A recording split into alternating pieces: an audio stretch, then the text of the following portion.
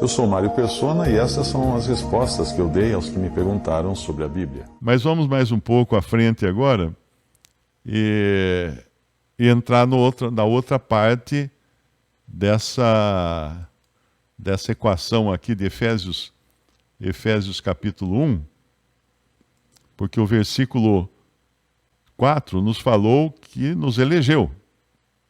Então não esqueçam mais, nunca mais, que se você é uma pessoa que creu em Jesus, não se esqueça de que você foi eleita.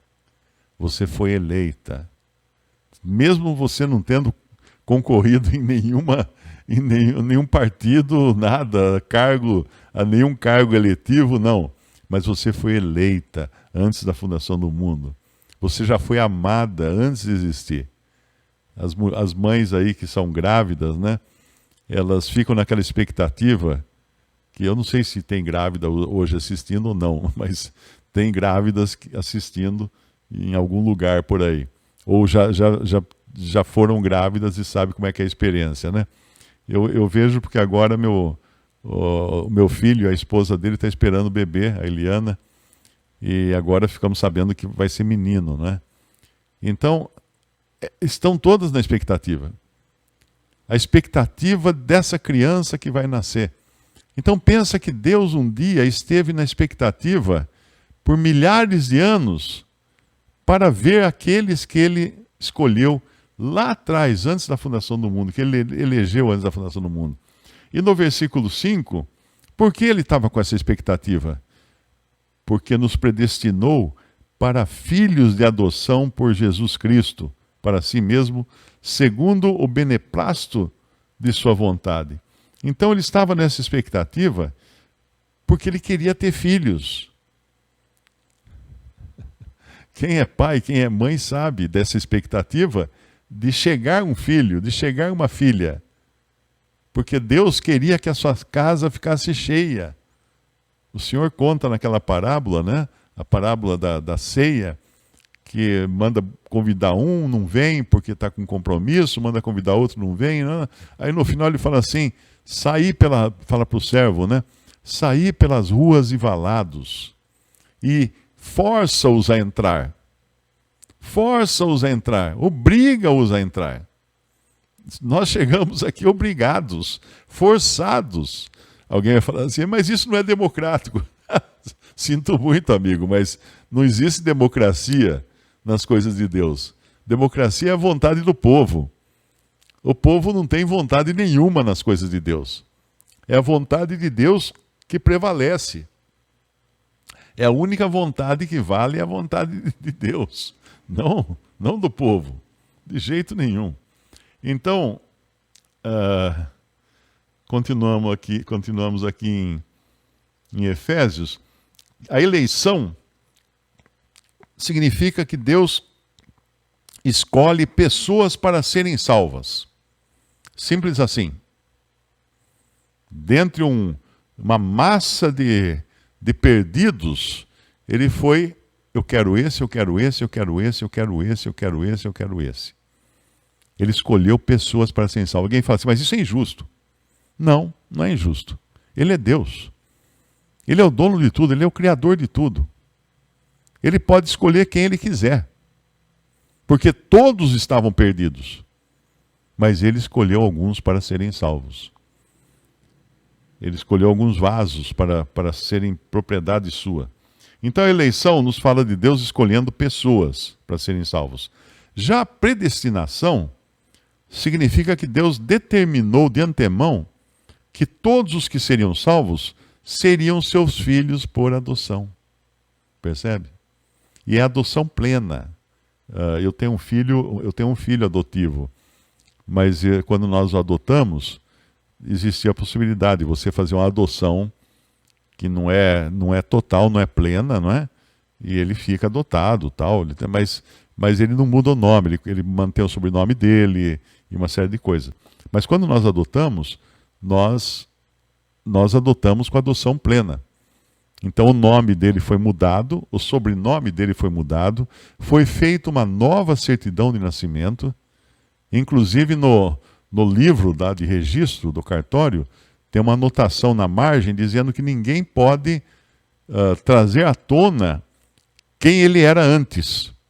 Qual era o nome dele antes? Porque agora a certidão nova de nascimento tem lá Mário, pai, Mário Persona, mãe Cristina, avós, os meus pais e os pais da Cristina. São todos esses que estão designados lá como pais ancestrais dele, do meu filho Pedro. E não tem como mudar isso. Ele tem os mesmos direitos dos meus outros 2 filhos, que são filhos biológicos. A herança será dividida por 3. Nada dividido por 3 dá nada.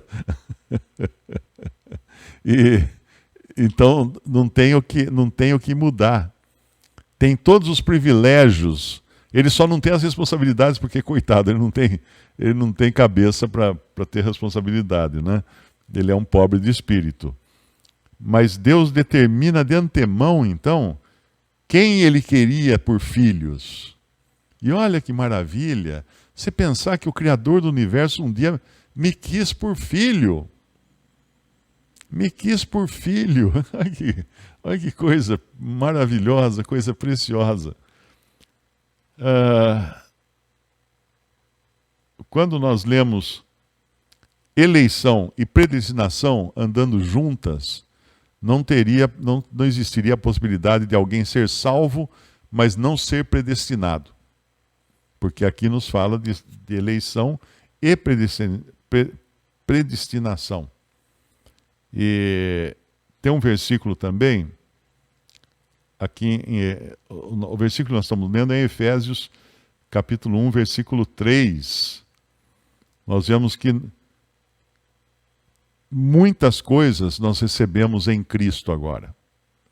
Não apenas eleitos, no versículo 4, eleitos nele antes da fundação do mundo, para que fôssemos santos e irrepreensíveis diante dele em amor, mas no versículo 3, abençoados com todas as bênçãos espirituais nos lugares celestiais em Cristo.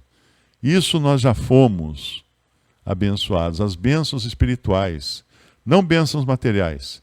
Bênçãos materiais ou vantagens materiais são misericórdias, mas fomos abençoados com todas as bênçãos espirituais nos lugares celestiais em Cristo. Depois, no versículo 5, que nós já lemos, predestinados para filhos de adoção, por Jesus Cristo, para si mesmo, segundo a nossa capacidade, a nossa fé, a nossa perseverança, não, segundo o beneplácito da sua vontade. Mas no versículo 6, ele nos fez mais alguma coisa. Não bastasse a gente ter tudo isso, sermos abençoados, eleitos, predestinados, ele nos fez agradáveis a ele no amado. Agradáveis a ele em Cristo. Em Cristo. E nós podemos pensar, mas como que um pecador perdido, arruinado, poderia ser agradável a Deus? Porque é em Cristo. Ele é em Cristo que ele é agradável a Deus. Vou contar aqui uma experiência da adoção. Quando nós adotamos o Pedro, quando ele chegou, ele não era nada agradável. Nada agradável. Você imagina uma criança de 4 anos de idade que parecia um sobrevivente de Biafra, aquela pele e ossos, joelho grande assim, a perna fininha, chegava no joelho aumentava, perna fina, barrigão cheio de vermes, e vomitando o tempo todo, e tossindo, e cheirando mal que você não aguentava o cheiro. Precisava a gente manter as janelas abertas o dia inteiro para ventilar, porque a gente não aguentava o cheiro. Como ele deve ter sido criado com pouquíssima água, certamente ninguém dava água para ele lembrava de dar água para ele ficava amarrado numa cama. A sua urina era assim extremamente fedida. Pouca e fedida, porque a concentração de toxinas era muito alta. Na urina e na pele, né, no suor dele. Então ele era realmente nada agradável. Nada agradável. Nós não pudemos nem dar medicamento no começo. A pediatra aconselhou a não dar, porque podia matá-lo. Ele estava numa situação tão ruim, tão fraco, tão frágil. Então a gente foi devagarinho, dando papinha, né? Porque ele não podia tomar leite também, porque ele foi criado sem leite. Ele foi criado só com água e farinha de mandioca e açúcar. Então não sabia qual seria a reação. Se desse um leite, podia matar também o menino, porque ele não teria as bactérias para digerir o leite, né? Então os primeiros dias foram bastante complicados, porque ele não era nada agradável. Ele tinha, inclusive, porque ninguém o pegava no colo, ninguém fazia nada com ele, ele tinha uma defesa, que nem a defesa de gato. Quem já lidou com gato sabe como é que gato faz. Se o gato quer rejeitar você, ele dá uma cuspida, né? Ele faz um assim, para não deixar você pegá-lo. E ele tinha isso também, só que ele vomitava. Você queria pegá-lo, fazer carinho nele, ele vomitava, ele provocava o vômito e vomitava. Então era realmente uma coisa complicadíssima no começo. Nós tivemos que ir aprendendo, porque nem a médica sabia o que fazer. O primeiro dia que a médica viu, nós chegamos com ele lá com roupinha, né, todo arrumadinho, tudo.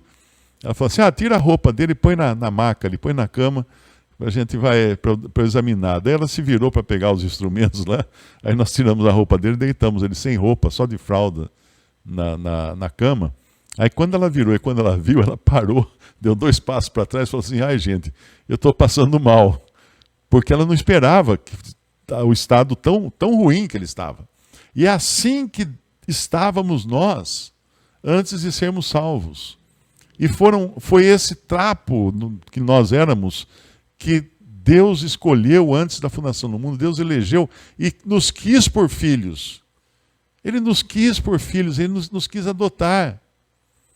Ele nos quis fazer membros da sua família.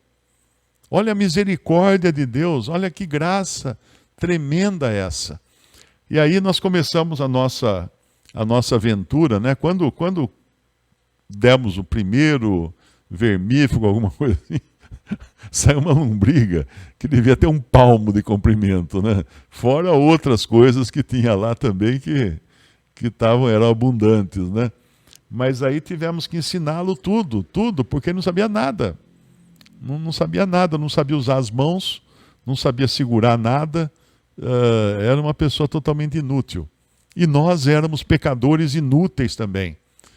Nada havia em nós que agradasse a Deus, que atraísse a Deus. E mesmo no versículo 9 de Efésios 1, nós vamos encontrar mais uma verdade que é preciosa, descobrindo-nos o mistério da sua vontade, segundo o seu beneplácito que propusera em si mesmo. Então não foi apenas isso que ele fez. Ele não apenas nos elegeu, nos predestinou, nos abençoou, mas nos descobriu o mistério da sua vontade. Então hoje um crente em Cristo, ele tem capacidade de compreender o mistério da vontade de Deus, que o mundo não compreende. Você já deve ter experiência de falar do Senhor, falar da Bíblia para um incrédulo, e entra por um ouvido e sai pelo outro. Ele olha para você como se aquela cara de paisagem, né? Como se não está vendo nada, não está enxergando nada, não está conhecendo nada. Por que nós conhecemos? Porque o Senhor descobriu o mistério da sua vontade, segundo o beneplácito que propusera em si mesmo. E ele vai continuar aqui depois, de tornar a congregar em Cristo todas as coisas na dispensação da plenitude dos tempos, tanto as que estão nos céus como as que estão na terra. Então ele nos fez participantes de um plano muito maior, um plano enorme, um plano que envolve toda a terra, toda a população da terra, todo o universo, nesse plano no qual nós estamos inseridos por graça somente, quando fomos escolhidos, eleitos lá antes da fundação do mundo. Visite respondi.com.br. Também 3minutos.net. Baixe os e-books ou adquira os livros.